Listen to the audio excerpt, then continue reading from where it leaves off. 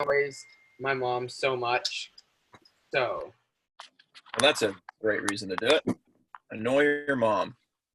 On that note, today's book club is brought to you by Straight Up Tea. Got it from an order at the grocery store today. Nice. It's a tad bit sweet. No, it's sort of sweet, not a tad bit sweet. I give it a 7 out of 10. You know, it hits the spot. It's refreshing. Let it refrigerate. Throw it on some ice. Not bad. Not bad. Well, Outliers 5 and 6. Yes. Who knows what the chapter 5 title was? We'll start from there. Anyone can. You can all unmute yourselves unless you have like background noise. Go ahead, Aaron. The 3 lessons of Joe Flom. Of Joe Flom, that is right. With a raise of hand, did anyone not read the book? So I know not to call on you with any book-specific questions. I didn't finish chapter 6. Okay. All right, Drew Ross, gotcha. Cool. Liam, cool. All right, cool. Halo, who is Joe Flom? Describe Joe Flom for someone as if they haven't read the book. So, as Malcolm Gladwell describes him, he is this, well, now he says that he's a short man who, like, lost weight. He was previously a overweight man. What else did he say? What's his profession? He's a lawyer. And he, what else? Is he a Jewish immigrant? And that's kind of the basic context of like the beginning part of what Gladwell says about him. Yeah. Any other anyone have any other descriptors for him? I think there may have been one more important one to note. He's about it. part of Go ahead, Aaron. He's part of a big law firm, Skadden Arps, which is like supposedly like a really famous like law firm that presidents have used in the past. Yep. Seabass, did you want to add anything in? The firm that he's part of like specializes in corporate takeovers, I believe. Yeah, corporate takeovers, proxy battles. So basically convincing shareholders to give him their vote so that he can make changes to the organization, whatever it may be. I have something in my throat, so I'm going to take a sip. Good. That's a good rundown of generally speaking who he is. And they also kind of know he's one of the best. He's one of the best in the world at this position as a lawyer, right? And he specializes in that topic or that study of law. So, and they kind of go into it, and I liked the quote right from the beginning. They describe it kind of normally how he did through chapters 1 and 4, describing greatness, right? That idea. And he pretty quickly says, all right, no more talk of Joe Flom's intelligence or personality or animation, even though he obviously has all 3, right? So not talking about the typical origin story, but instead trying to take what we've learned from the first 4 chapters of really digging into the other things that have helped them be successful. And the chapter was called 3 Lessons from Joe Flom. Does anyone remember what the first lesson was? What was the first lesson that they learned or took away from? The importance of being Jewish. Yeah, there you go. Importance of being Jewish. Why was it important to be Jewish? For Joe Flom, at least. It wasn't important to be Jewish if you were in the Holocaust per se. But Joe Flom coming out, being in the United States at that specific time, why was it important to be Jewish?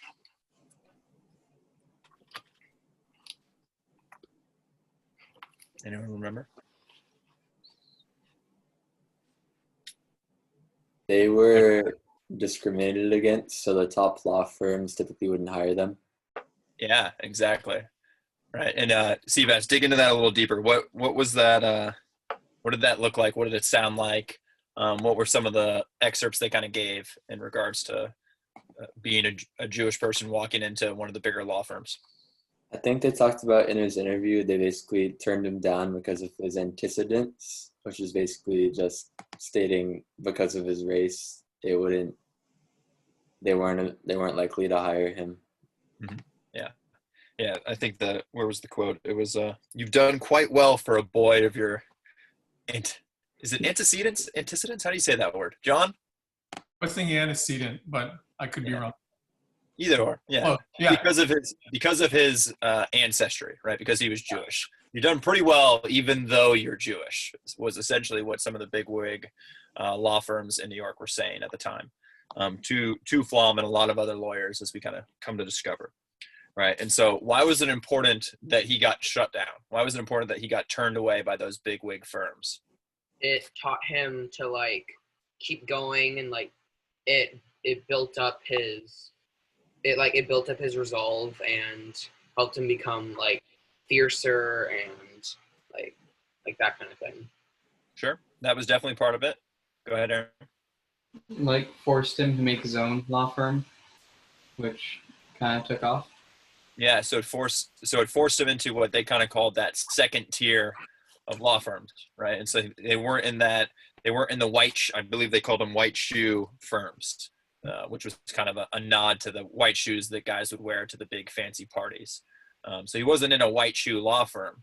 And if you kind of remember when they talk about in the book, is the white shoe law firms at the time did your taxes. Like they did stuff that was, they didn't do things they felt was beneath them.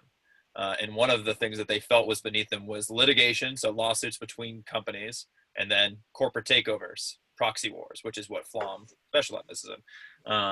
And so it kind of gives you that idea of, number one, he doesn't make it into the white shoe, high-rise tower in Manhattan law firm. And so he does get gritty, kind of like what Zach said. He had to become grittier as a result to work on his resolve. And then, like Aaron said, it kind of put him in a position where, because he wasn't getting the nod to go to the big firm, when a kind of upstart group came to him and said, "We'd like to have you join us," he was like, "Yeah, I like these guys. Why not? I'll give it a try and I'll do it." And that firm ended up growing and growing and growing, partly because, or mainly because, the business that the top law firms didn't want to deal with was just pushed aside or pushed down the totem pole to the second tier. But then all of a sudden, that second tier got really, really good at that specific type of lawsuit or that specific type of proxy war. And by the time the bigwig firms realized that, it was starting to become way more common, they were no good at it, had no experience, and those second tier groups were crushing it, right? They had their 10,000 hours of practice in by the time they realized the change of the times. So that was a good one. What else? What other parts? Was there anything else about being Jewish that was important that we remember from this part of the book? Go through my notes. I think an interesting thing, and it doesn't have to be with basically, it's more, even Malcolm Gladwell said, just appearance-wise, he didn't look the part, right? So we talk about his antecedents, his ancestry, or just kind of his background. So they talked about the things that were keeping him out of those top-tier places, his religion, his background, the right family.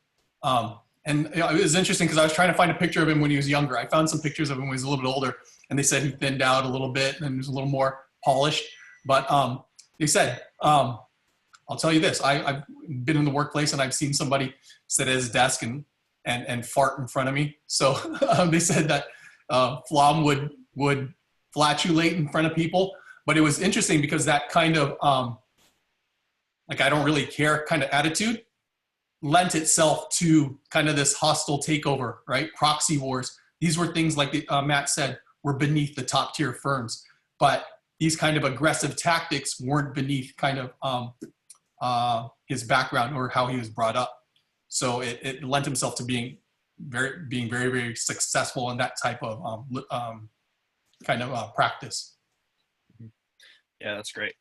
I think that's perfect. Anyone remember what the second lesson was? Demographic luck. Demographic luck. Okay, great. Calvin, you unmuted yourself there. What did demographic luck have to do with learning a lesson from Joe Flom? Well, it was kind of like about how, like, him being a lawyer and then kind of like during the Great Depression and stuff, like was like demographically lucky for him, but like for other people it was like kind of the opposite. Yeah. Yeah, there's a specific example in there of the 18 to 23-year-olds that were drafted into World War II. They had minimal disruption for them as they went into war. Actually, for a lot of guys, as long as you didn't die, it was actually kind of a positive thing for you coming out of the military. You were in a good spot. But the people who were 30 years old that were drafted, they had kids, they already had some career momentum that kind of completely got halted, and so it was a completely different time frame for them. What was a big part about the demographic in that time frame during World War? What was the big demographic thing for them that caused a big shift in terms of population? Anyone remember that? Their generation was a lot smaller than the one beforehand. Yeah, people stopped having babies, right? They were all they were afraid, or husbands are off at war, so they stopped having babies. And so that generation, that kind of 8 to 10 year frame, was like literally half the amount of children were born in that 10-year frame than the 10 years before and the 10 years after, right? And so you had this kind of framework that was built up for supporting this big group of people, right? These higher academic institutions that were expecting a certain number of kids to be applying, and all of a sudden when you get to that demographic rising up through high school and applying to college, or even going to even they talk about their high schools as well, like going to really high level high schools in New York, there just wasn't much competition, or as much competition to get in, as opposed to if you were born 10 years earlier or 10 years after, right, when there's double the amount of kids. And so that plays into it also, the access to high quality education. They still needed to meet a certain requirement and had to work really hard, but just the percentage chance of them getting access was greater because of the year that they were born. All right, so thinking about those things also was good. And what was the last lesson from Joe Flom? The garment industry and meaningful work. Yeah, what was meaningful work? Adrian, you read this one. What do you remember about garment industry and meaningful work? Didn't read it. What's that? I didn't read it. Okay, no worries. Neil, did you read? All good. No, there's no shame. Go ahead, Aaron. Wasn't it that like to give work meaning, like it has to be this mix between like effort and achievement, and something like there was an example I gave, like if you could get $100,000 working at a post booth or something, a toll booth, and then like 75,000 working as an architect. Like most people pick the architect because like that has more meaning, and you're actually like getting something done. Yep. Right. Yeah. In terms of you're building something, you get to flex kind of your creative muscles. It's not just mindless tasks going over and over again. In the example of the garment industry in New York, it was so many of the parents of these kids worked in the garment industry because they came over from Europe, Eastern Europe. They had some skills in the trade of whether it be sewing or pattern work and things along those lines, and they put it to work, right? And you can even think about like what your parents do, and we're in an area where there's a lot of maybe your parents are in tech, or maybe they're in education, or maybe they're in whatever it may be. You've probably seen your parents work really hard, whether it be getting up and going to work and doing their best to try and provide for you guys, all that good stuff, and that stuff rubs off on you, right? And so when these kids saw, specifically in the garment factory idea, seeing their parents work really hard to provide for them, and actually creating a product, putting it out there, selling it, and getting all this experience, all these different aspects of the world that they're learning through that business, it helped kind of develop them as well. So I want to bring it back to the idea of volleyball and you guys as well. It doesn't need to be volleyball per se, but just us and our, where we currently are and what we're looking to do. What are some of the just background things that you guys have going? What's some of the background stuff that you think you have going for you right now, right? If we're thinking about Outliers and the backgrounds that you come from, what are some of the background things that you have that could be helpful, pushing you forward, or holding you back, or anything along those lines? Anyone have an idea? And you don't need to read the book in order to answer that. I'm going to go to you, Neil. This is kind of a hard question. Feel like I am frozen. So like volleyball wise, like just like in terms of volleyball, for me, like my mom played Division III in college, so like she had some volleyball background, so like it was definitely good to have some instruction going into club, just like a general idea of like where to start. And like she was a DS, so like I mean there wasn't she didn't have a whole lot of knowledge on like hitting and blocking, but like just like going in with the fundamentals was definitely beneficial. And I was like at least able to have someone like help me at home with like the material I was being like taught at practices and stuff.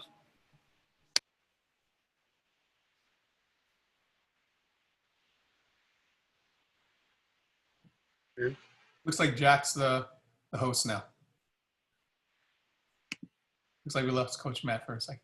Anybody else? Any other ideas of how our current situation, current environment is helping us or hindering us, like Coach Matt said? I live next to a park, so I can set up my net every day and I can practice when other people who live in like apartments, they can't really go out of their house. Yeah, absolutely. Again, just kind of your environment, right? I think about like looking back at when I played, this is way, way back. I wanted to play beach volleyball like really, really badly. My closest court was Santa Cruz. It's like 45 minutes, an hour away. Wasn't very easy. Now we have Beta Bay Beach Club. We have these beautiful, amazing courts, right, in West Valley. Just think about the environment and the opportunity that we have, again, environment-wise, to be able to practice or play a sport that we really love, really enjoy. That's part of the advantages that we have here of being kind of in this area. Coach Mack, you're back? And you look frozen? Look at his eyes. Can somebody get a screenshot of that?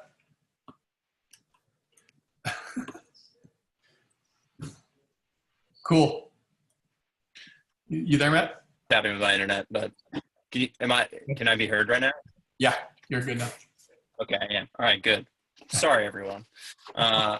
Coach John, take the next point so I can figure out where breaking up a little bit, but we can probably move on to chapter 6 and what the title. Somebody give me the title of chapter 6. Anyone? Aaron. Harlan, Kentucky. Harlan, Kentucky. That's right. What was the significance of Harlan, Kentucky? Go ahead, Aaron. It was about like this honor mentality of like these two groups of people. I forgot their names, but it's like these two families that have like this ongoing like fight. I think it's the Howards and the Turners. Is that? Yeah. Okay. Right. And then like they have this ongoing like fight, and it's like for their honor. And yeah, there's this part in the middle with the judge where like this guy kills like 2 people and hurts 1, but like he did it out of his own honor and he got away with it because like that's just how it is. That's the mentality of that place. Yeah. So let's talk a little bit about that. I think it was called the culture of honor, right? And that mindset. What brought about that? Where was it, just in terms of the type of people, the kind of where they came from? What instilled that culture of honor for them? What was the background of that, the history of that? I think it's because they'd immigrated from the British borderlands, and there was also that culture of honor, and it was difficult to survive out there, and so they brought some of that culture with them to the United States. That's right. Yeah. So specifically, I think they were talking a little bit about when they got to the Appalachians, right? It wasn't kind of a farming mentality. So it was livestock is how they made their living. And so with that being said, their livestock was how they measured themselves, how successful they were, right? So if someone from another town was taking their livestock, they'd have to defend themselves. And so that's where that culture of honor kind of brought itself back from. Maybe you can consider it kind of the old country, right? Let's talk about a little bit what kind of some of the examples they had of the how people were holding on to their honor and defending themselves and exhibiting that culture of honor.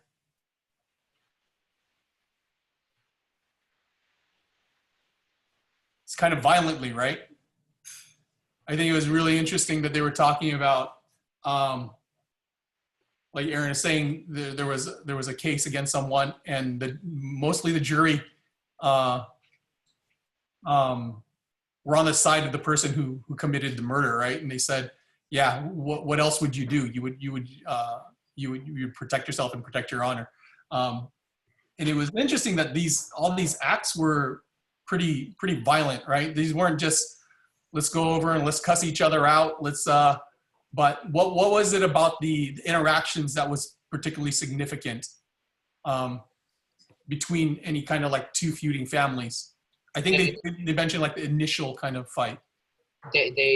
Instead of it being like a skirmish, it would end in death. Quite a bit of time. Yeah. It wasn't a regular brawl. They were murders. Yeah, that's right. Seabass, you had something you wanted to add to that? I think Aaron was raising his hand. Oh, Aaron. Okay, Aaron, you got something? I was gonna say what Zachary said. I was just gonna add like the whole poker thing in the beginning, how that starts and stuff. Yeah, it's pretty interesting to me that they said like one of the most cultural things about it was the initial fight that you had. It had to be very big and bombastic, right? It had to take place kind of out in the open. Everybody has to see, and it kind of facilitates that culture of honor that, hey, everybody, check me out. I'm a badass. You can't take my livestock. You're not gonna dishonor me. But it came from the kind of the old country, right? And it wasn't something that was just precipitated or grew after just a few decades, right? How long were these time frames that people were talking about that this culture of honor had been kind of growing? Anybody remember how long?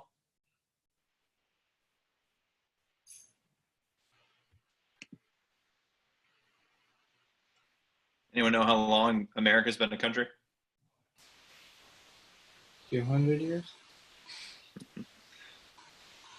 A long time would be kind of the short answer, right? If you think about them coming from, I think they were talking about coming from Scotland, and coming from Scotland, kind of the hill country, the borderlands, and when they move to the United States, and they kind of pick up that same mentality, right? That's taken from the 19th century, and then talking about the asshole experiment. That's going all the way into the 20th century, right? Those types of cultural norms and societal whatever you want to call it, are carried with them, and they're hard to break, right?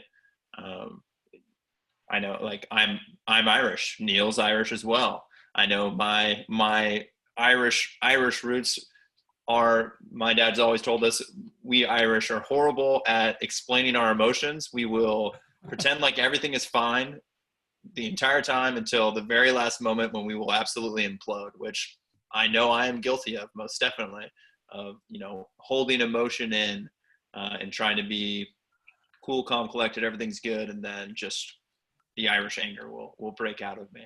And that's one of those ideas, right? It's not to be stereotypical, which Gladwell kind of touches on, right? You don't want to. It's not to stereotype people or cultures or things along those lines, but really trying to understand where you come from, and the things that your family's dealt with, not just your parents, but your grandparents, great grandparents, and great great grandparents.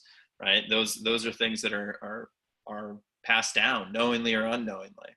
And so that was a really interesting thing here that I wouldn't, it's not per se of like when I always try and relate what we're reading back to volleyball. When you think about it, it's one of those things where if you guys can understand kind of, even if it's not centuries worth of information, just understanding kind of what shapes your frame of reference, what shapes how you approach certain scenarios or, an issue. I think it's pretty freeing when you're able to truly understand, why am I thinking the way that I'm thinking? Why am I feeling the way that I'm thinking? Is there something to do with kind of what I've been hardwired to do? And is there something that I can do to kind of adjust my response? I think that's a great trait. And what I took from this when thinking about it in terms of volleyball of the Harlan, Kentucky chapter is thinking just, what am I pre-wired to do? How do I know I react, and how can I do a better job of not just falling into the same trap?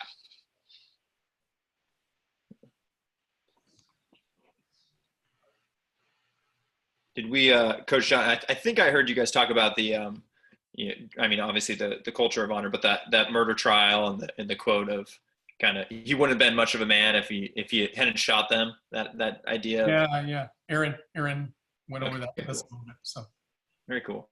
Were there any things for you guys through these chapters, or just when you're thinking, even if you didn't read the book, if you're thinking about kind of these things that we're talking about, from just the demographic luck, the importance of being Jewish, the watching your parents, kind of how they've worked and the lessons that they've taught you, and also just kind of where you came from. Anything that pops out that come, for you that you think about right away as like connecting with, or a quote that you connected with, anything along those lines, as we kind of discussed these two.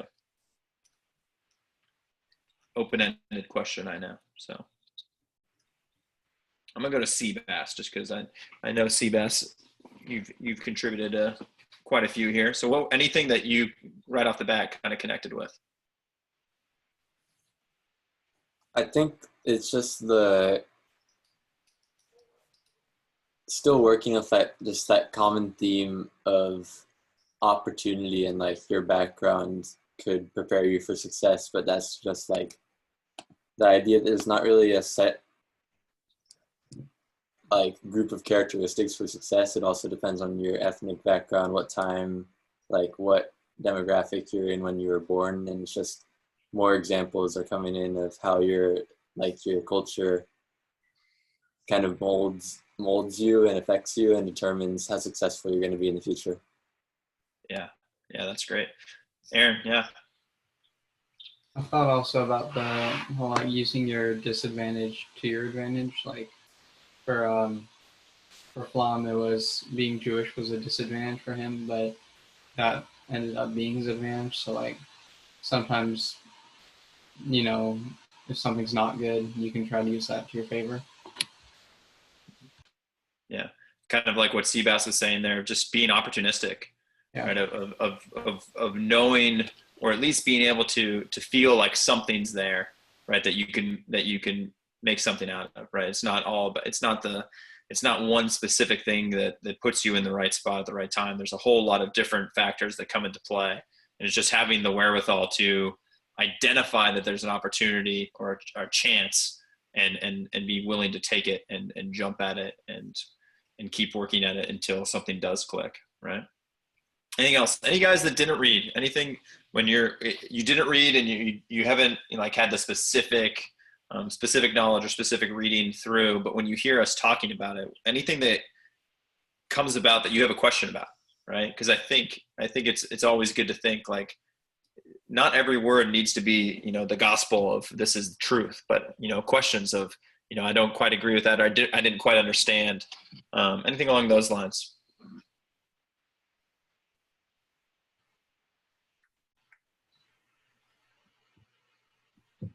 Liam, anything that you had questions on, or that would be well served to have more explanation on?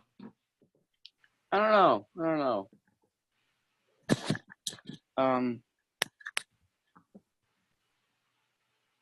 I don't know.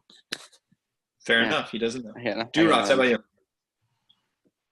No, you guys really like talk through it. Okay. Good compliments to the book lovers. All right. Coach John, anything that you read, and you can go for guys that are reading. Coach John, anything that you were reading that you had question on, or you, as you were kind of going over it, that you wanted to learn more on or hear more about? Yeah, you wanted to learn more about the guy enough that you went and Googled a picture of him. Yeah. Well, it was interesting to me because if we looked at chapter, so we heard about Flom. We also heard about the Borsheniks, the clothing people, couple. And it was interesting to me because they showed that kind of the tree of where, say, your grandparents or your parents started out. I'll use me as an example. I'm the oldest of 7 kids. Neither of my parents went to college, and I was the first kid. I'm the oldest, and I'm the first one to go to college. And so I saw how hard they had to work. I knew what they were trying to do, but also at the same time, at that point, education wasn't a big thing on their mind.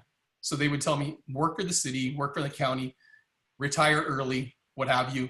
So I had a little bit of a different experience. I saw them work hard.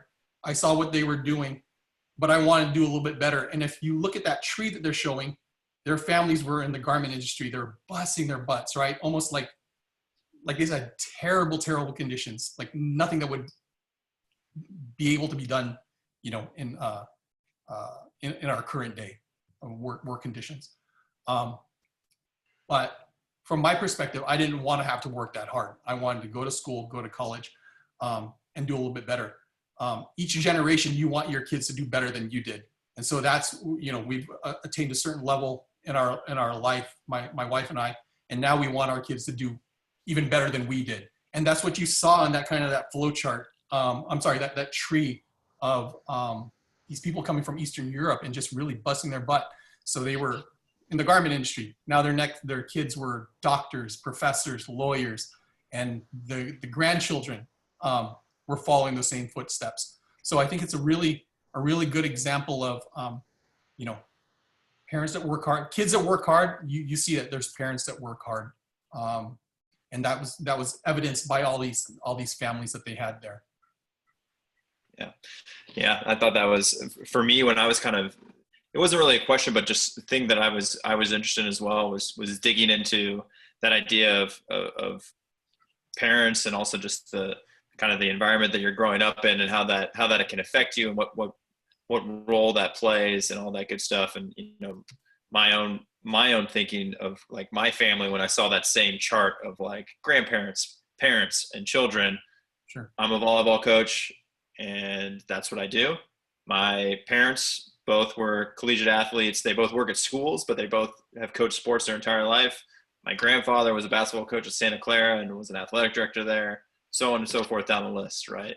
And I think there's a lot to be said of you see something, and if you really enjoy it and you see your parents working really hard in it, there's definitely something to be said there of what it is that you like to do. How many of you guys, by a raise of hands, have parents that play volleyball? Parents that play or played volleyball? Cool. Yeah, so a fair amount of you. How many of you guys have a sibling that played volleyball? Anything along those lines? Okay. Yeah. I always find that one, that part interesting as well. Like why volleyball? Where did volleyball come from for you? And I think that's always kind of an interesting origin story also. That's my internet kicked me off during this part of it, but thinking about kind of the things that are there and available for you just based on demographic luck. Demographically, the place that you're at, where you live, there's a good opportunity to play volleyball, right? There's plenty of clubs. There's lots of high schools, even lots of middle schools that have boys volleyball, and those are the types of things that provide opportunity and put you in a good spot. But beyond sports, I think, and this probably goes back to our grit discussion from before, our previous book, the idea of your ability to craft, like Coach John likes to say, the soft skills through sports. is something that not every kid gets, right? And that's super lucky, right? Your ability to be a part of a competitive sports team that gets to train together, work together, travel together, and do some pretty fun stuff, but things that are challenging. You guys are developing, hopefully, if we're doing our jobs right, you're developing some good skills of having to work with other people, right? And those are things that not every kid gets. So that's a cool opportunity as well. That beyond volleyball, maybe one of you guys goes on to be a Olympic or professional level volleyball player, right? That's the statistics that potentially could be.